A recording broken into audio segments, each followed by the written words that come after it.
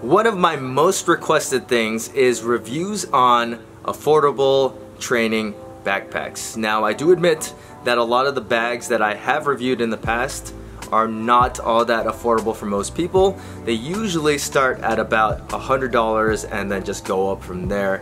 I get that most people do not have the budget to spend that, but I definitely do recommend spending a little bit more when it comes to buying a nice quality backpack because you want something to last.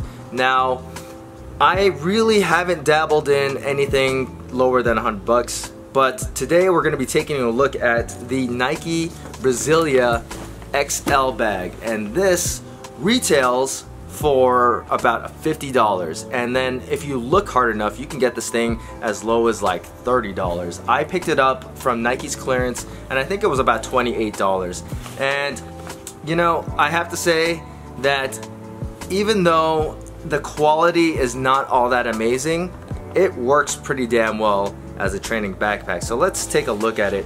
Now, the first thing that you're gonna notice when picking up this backpack is that the exterior shell is not that thick. It's actually very flimsy feeling. I mean, it should hold up, but it's no kind of Cordura fabric.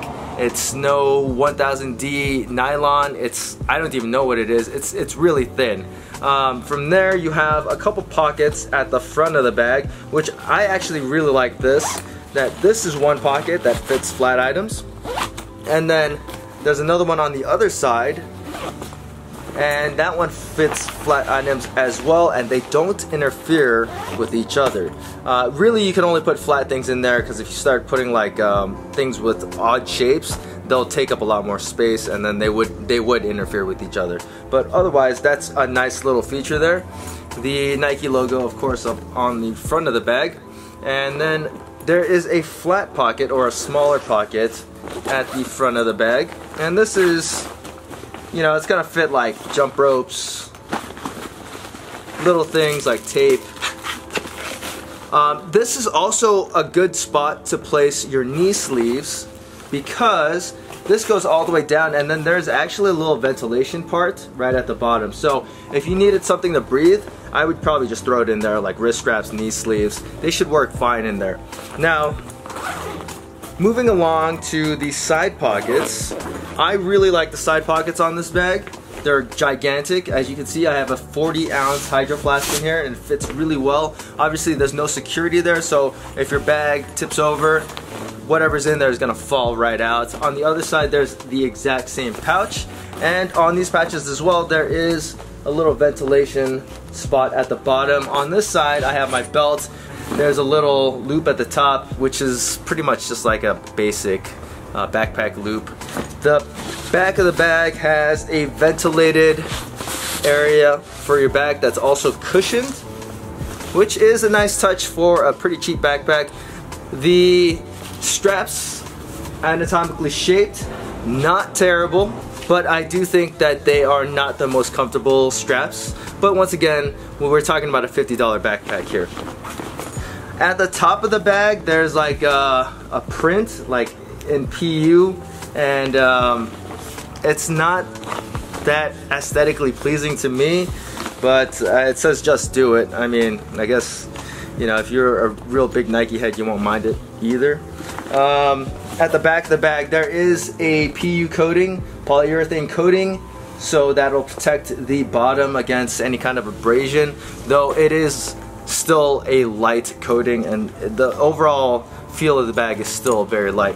Now, the main compartment is where this bag is really, really nice actually, because it holds so much stuff. This bag is deceivingly spacious. You could probably fit a pair of shoes, a change of clothes, and all your stuff in here. At least a day's worth of stuff, pretty easily. There is a laptop pouch at the back right here, and that'll probably fit like a 13 to maybe a 15-inch laptop. At the top right here, there's a little keychain loop, and then on the back right here, there's a little zippered pouch so you can put your small valuables. That doesn't go too deep.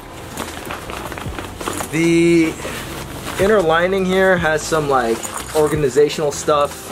Really just like 2 pen holders and then maybe a thing for your wallet if you wanted to put it in there.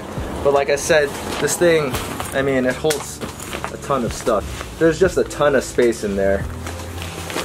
And for people that are just needing a backpack to hold just their training essentials, this is gonna definitely be able to satisfy that need.